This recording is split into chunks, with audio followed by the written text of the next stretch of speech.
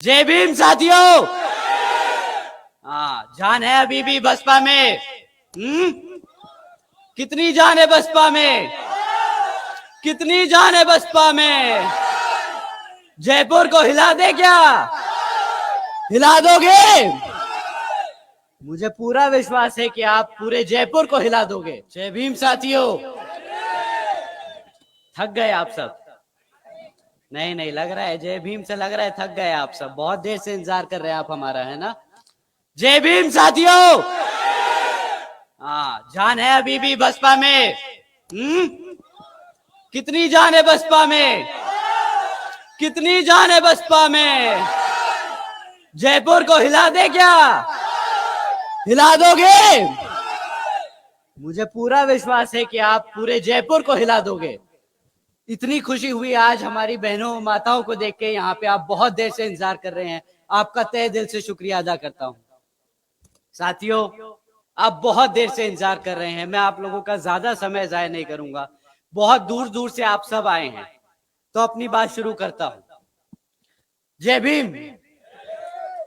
सबसे पहले मैं अपने सभी संतों, गुरुओं, महापुरुषों, जिसमें खासकर महात्मा ज्योतिबा फूले, छत्रपति शाहू जी महाराज, नारायण गुरु, पेरियार रामास्वामी जी, बाबा साहब डॉक्टर भीमराव अंबेडकर जी एवं मान्यवर साहब श्री कांशीराम जी को नमन करता हूं।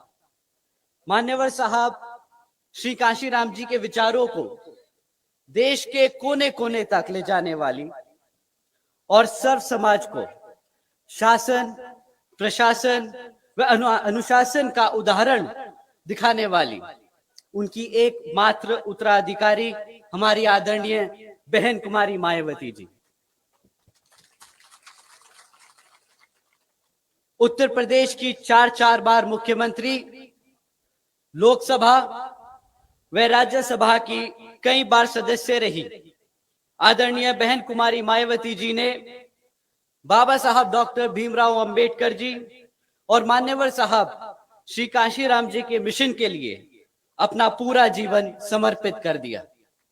और मुझे गर्व है कि मुझे ऐसे महान नेता के नेतृत्व में काम करने का मौका मिल रहा है।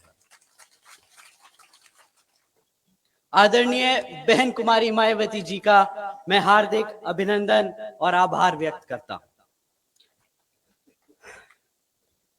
राजस्थान की इस पावन धरती पर खड़े होकर आप सबके सामने अपनी बात रखने का जो सौभाग्य मुझे मिल रहा है, तो इसके लिए भी मैं आप सभी का तहे दिल से आभार व्यक्त करता हूं। सबके सामने, साथ ही साथ यहां मंच पर मौजूद हम सबके बीच में पार्टी के सभी पदाधिकारी एवं सभा में मौजूद सभी कार्यकर्तागण का मैं तहे दिल से आभार व्यक्त करता हूं।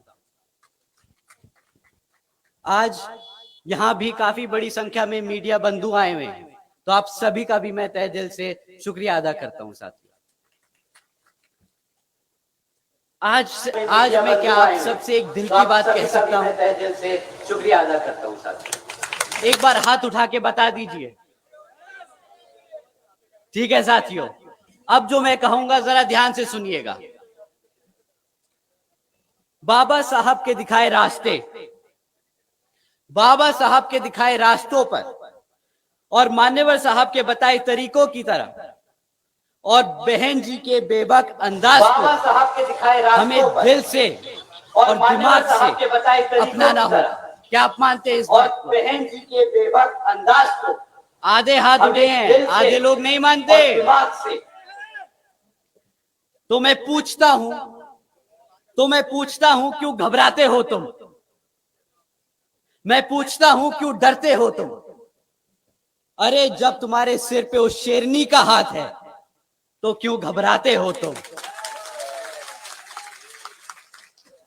बहुजन समाज पार्टी से है ना हम सब? बहुजन समाज पार्टी से है ना हम सब? कभी ना झुकना, कभी ना रुकना, अपनी जिंदगी को अपनी शर्तों पे जीने वाले हो तुम। कभी ना झुकना।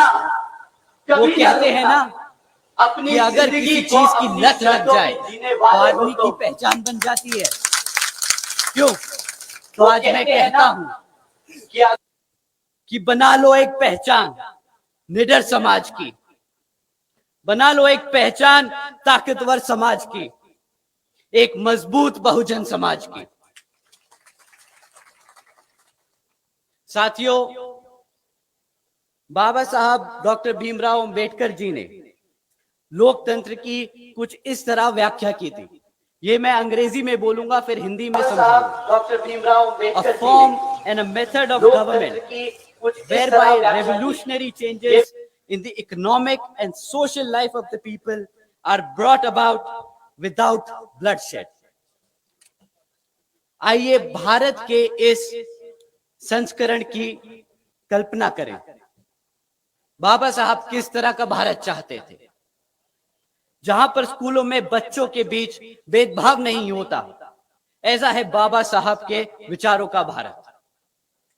जहां पर महिलाओं पर अत्याचार नहीं होता, ऐसा है बाबा साहब के विचारों का भारत। जहां पर आपका प्रमोशन आपकी जाति देखकर नहीं, आपकी काबिलियत पर होता है, ऐसा है बाबा साहब के विचारों का भारत।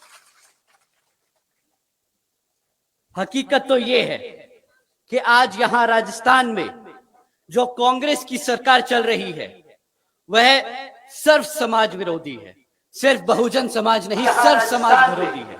जो कांग्रेस की सरकार चल रही है, जहां पर कांग्रेस की सरकार ने वादा किया था बेरोजगार युवाओं को 3500 रुपए महीना देने का, क्यों? जहां पर कांग्रेस की सरकार ने वादा किया था सस्ती गैस सिलेंडर देने का, जहां पर कांग्रेस की सरकार ने वादा किया था कई लाख युवाओं को रोजगार देने का, और जहां पर यही कांग्रेस सरकार ने वादा किया था महिलाओं को मुफ्त शिक्षा देने का। साथियों, अब जब राजस्थान में चुनाव कुछ ही समय में आ रहे हैं, तब कांग्रेस के मुख्यमंत्री जी एवं उनके सभी नेता फिर से आपके बीच में आने वाले हैं और यही किस्म के वादे दोबारा दोहराएंगे। पर हकीकत, साथियों भूलिएगा मत, हकीकत तो यह है कि राज्य की कांग्रेस सरकार ना हमारे युवाओं को रोजगार दे पाई। साथियों, हकीकत तो यह है कि राज्य की कांग्रेस सरकार ना हमारे बेरोजगार युवाओं को 3500 रुपए महीना दे पाई। साथियों, हकीकत तो यह है कि राज्य की कांग्रेस सरकार ना हमारी महिलाओं को मुफ्त शिक्षा दे पाई है ये कांग्रेस सरकार तो सिर्फ और सिर्फ हमारे युवाओं को, महिलाओं को और बुजुर्गों को धोखा दिया है। इस कांग्रेस सरकार ने हमारी बहन बेटियों को सिर्फ दुख और दर्द दिया है। इस कांग्रेस सरकार ने हमारे युवाओं को सिर्फ झूठा भरोसा। साथियों, समय आ गया है यहां की कांग्रेस सरकार को हकीकत समझाने का। साथियों, हकीकत तो यह है कि यहां की कांग्रेस सरकार हमारी माताओं और बहनों तक को सुरक्षा न दे पाई, शिक्षा तो दूर। हकीकत तो यह है सिर्फ पिछले 5 साल में 1 लाख से ज्यादा महिलाओं पर अत्याचार हुए, उनके केस दर्ज किए गए।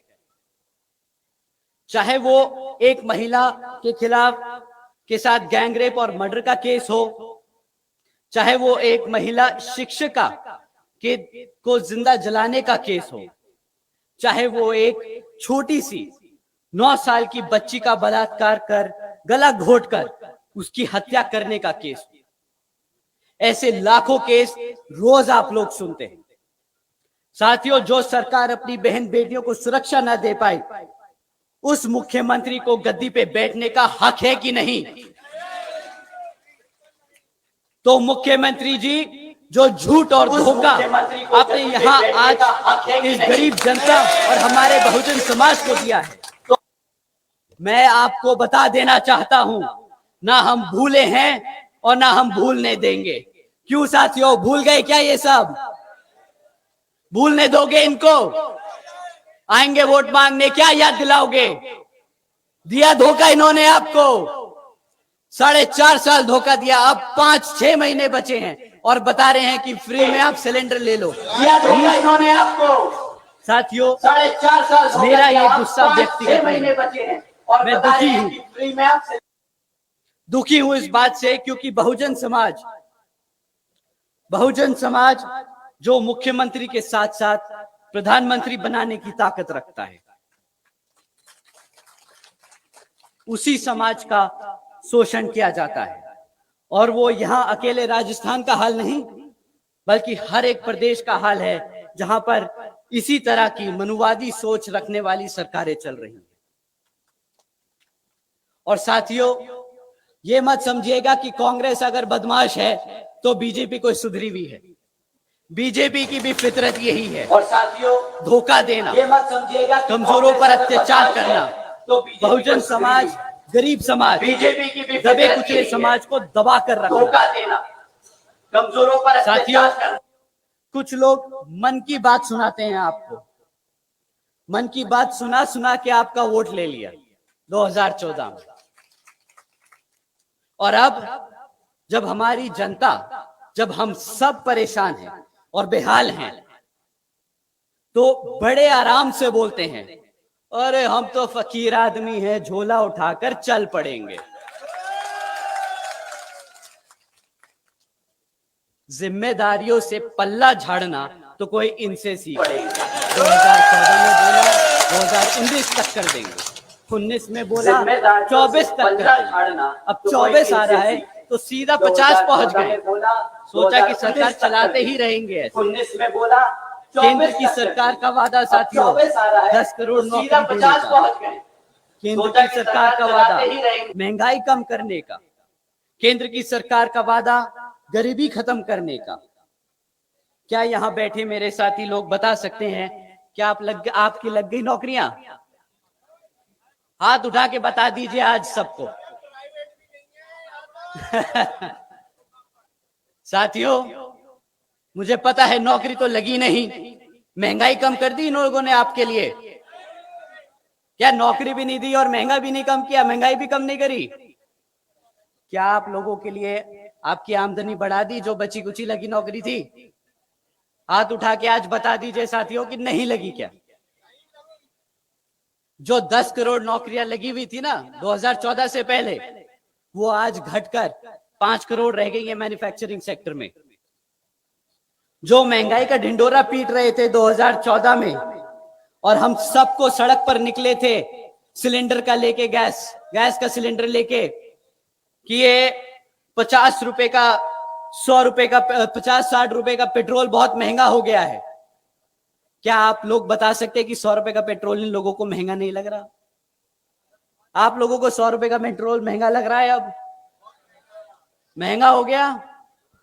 यही बताने चले थे ना कि 50 रुपए का पेट्रोल बहुत महंगा है, आज 100 रुपए पे चुप्पी बांधे बैठे हैं। जो साथियों गरीबी खत्म करने निकले थे, नोटबंदी करी, इसकी तरह ऐसे अनेकों काम किए, आपके खाने पीने पे जीएसटी लगा दिया। और शायद उनका तरीका था जब उन्होंने बोला कि गरीबी खत्म करने का, इन तरीकों से शायद गरीब को ही खत्म कर दिया। गरीब को खत्म करने से गरीबी खत्म नहीं होती मुख्यमंत्री जी और प्रधानमंत्री जी। 2014 में 2,70,00,000 लोग थे। गरीब को खत्म करने से गरीबी खत्म नहीं होती मुख्यमंत्री जी। आज उनकी संख्या बढ़कर 13 करोड़ से ज्यादा हो चुकी है। तो मैं पूछता हूं कि क्या यही है अच्छे दिन? क्या इन्हीं अच्छे दिनों का वादा करके आप लोगों ने केंद्र में भाजपा की सरकार को वोट डाला था? बताइए साथियों, क्या यही थे अच्छे दिन? वो एक बार, बस एक बार मना कर दीजिए। आज हम भाजपा, कांग्रेस और राजस्थान के मुख्यमंत्री जी को मन की बात नहीं, कुछ काम की बात समझाते हैं कि एक लीडर होता कैसा है, एक मुख्यमंत्री को होना कैसा चाहिए, कुछ काम की बात, और एक प्रधानमंत्री को होना कैसा चाहिए, होता कैसा है। साथियों, एक मुख्यमंत्री को बहन जी ने कानून व्यवस्था के साथ प्रधानमंत्री को राज्य की सामाजिक व्यवस्था के लिए भी अनेकों काम किए।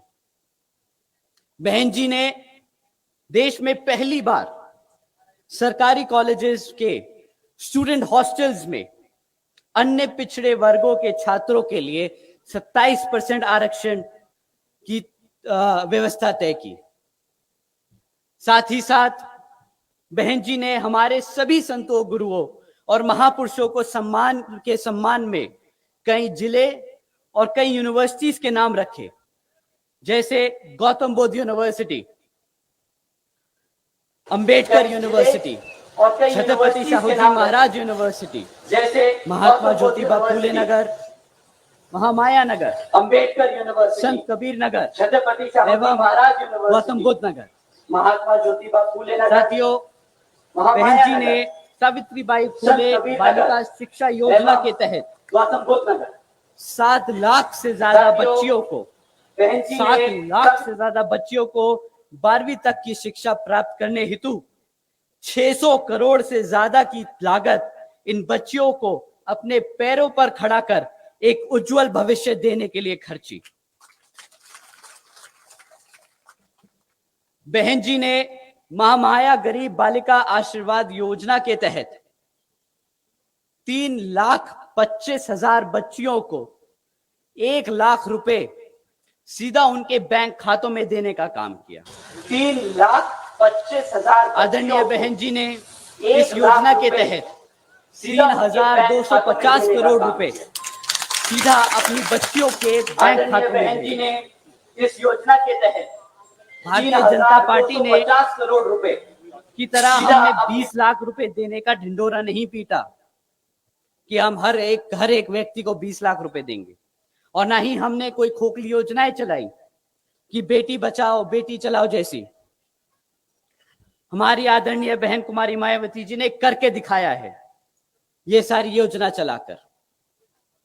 आदरणीय बहन कुमारी मायावती जी ने अपने शासनकाल में 12,500 करोड़ की लागत से हमारे SC, ST, OBC वे आदिवासी समाज के 3,50,000 से ज्यादा परिवारों को महामाया आवास योजना के तहत अपना खुद का घर दिया। 3,50,000 से ज्यादा परिवारों आदरणीय बहन जी ने अपने शासनकाल में अपना 2,60,000 से ज्यादा भूमिहीन परिवारों को 1,35,000 एकड़ से ज्यादा जमीन का मालिकाना हक दिलाया। साथ ही साथ आदरणीय बहन कुमारी मायावती जी ने अपने शासनकाल में 1 लाख से ज्यादा अधिक सफाई कर्मचारियों की भर्ती की, 90,000 से ज्यादा शिक्षकों को सरकारी नौकरी दी और 2 लाख से ज्यादा अधिक पुलिस जवानों को पुलिस फोर्स में भर्ती किया। और साथियों, सरकारी नौकरी आपको जानकर हैरानी होगी कि ये मौके तब दिए गए जब पूरी दुनिया मंदी के दौर से गुजर रही थी। एक तरफ दुनिया में लोगों को नौकरियों से निकाला जा रहा था पूरी दुनिया, और दूसरी तरफ आदरणीय बहन कुमारी मायावती जी उत्तर प्रदेश में लोगों को लाइन से लगाकर नौकरियां दे रही थी। माननीय बहन जी ने SC, ST, OBC एवं अन्य पिछड़े वर्गों को मुफ्त में राशन देने जैसी योजनाएं चलाने की वजह ऐसी योजना चलाने की वजह रोजगार देने के अवसर दिए ताकि हमारा समाज अपने पैरों पर खड़ा हो सके। क्यों साथियों, ये आपको फिर से मुफ्त बिजली देने वाले हैं, ये फिर से आपको मुफ्त में राशन देने वाले हैं, ऐसी बातें सुनने वाले हो आप? इससे क्या लगता है आपका बच्चा, आपकी बेटी अपने पैरों पर खड़ा हो पाएगी, खड़े हो पाएगी? इससे क्या उनको मजबूती की तरह तैयार कर रहे हो ये लोग ऐसी योजना चला के, या हमारे भविष्य को, हमारे आने वाले कल के बच्चों को कमजोर कर रहे हैं? मजबूती की तरह तैयार कर रहे हो ये साथियों। बहन जी ने एक बार नहीं 4 बार करके दिखाया कि कैसे अपने भविष्य के, अपने बच्चों को ताकतवर बनाया जाए, उनको अपने पैरों पर खड़े होने के लिए मौके दिए जाए। और साथियों, सही में असल में यही है सर्जन हिताय व सर्जन सुखाय की नीति। आज मैं और मेरे जैसे लाखों करोड़ों बहुजन समाज के नौजवान अपना सिर उठाकर एक इज्जतदार जिंदगी जी सकते हैं तो वो सिर्फ और सिर्फ हमारी हम सबकी बहन जी की वजह से ही है। मैं आज यहां अपना सिर झुकाकर अपने दिल पर हाथ रखकर बहन जी का शुक्रिया अदा करता हूं। बहन जी हैं तो हम सब हैं। साथियों, मैं बहन जी की कुछ बातें आपको ध्यान में रखने को बताने आया हूं। मैं बहन जी की कुछ बातें आपको इस ध्यान में रखने को बताने आया। इलेक्शन में किसी भी हद तक गिर सकता है और साम दाम दंड भेद आदि का इस्तेमाल कर सकता है। दुश्मन इस इलेक्शन में अपने चमचों को बाबा साहब के विचारधाराओं को मानने वाले बताकर आपको भ्रमित करने की कोशिश जरूर करेंगे। दुश्मन इस इलेक्शन में आपको फिर से मुफ्त का राशन और बिजली देने जैसी वादे करेंगे। तो साथियों, इस संकल्प यात्रा में हम यहां संकल्प लेते हैं। आप मेरे साथ संकल्प लेंगे इस इलेक्शन में, तो दोहराइए मेरे साथ। हम संकल्प लेते हैं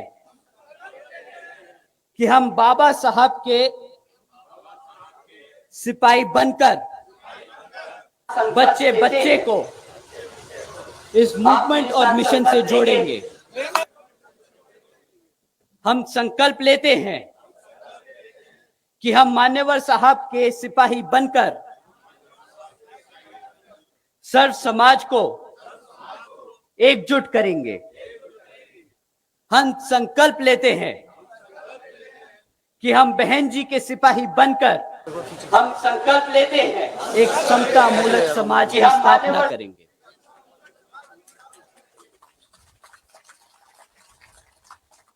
तो साथियों, जैसे बाबा साहब कहते थे, संगठित बनो, शिक्षित बनो और संघर्ष करो। समय आ गया है। अब आप और हम सब एकजुट होकर समाज के हर एक व्यक्ति को बसपा से जोड़ने का काम करेंगे और आने वाले विधानसभा आम चुनाव में बता देंगे कि हम आ रहे हैं। हम आ रहे हैं हर एक उस चीज के लिए जो इस संविधान में हमारे लिए हमारे गुरु देकर गए हैं, बाबा साहब डॉक्टर भीमराव अंबेडकर। हर एक व्यक्ति को बसपा से जोड़ने का काम करेंगे और आने वाले विधानसभा आम चुनाव में सही मायने में यही होगा राजस्थान की इस घमंडी कांग्रेस सरकार को मुंह तोड़ जवाब।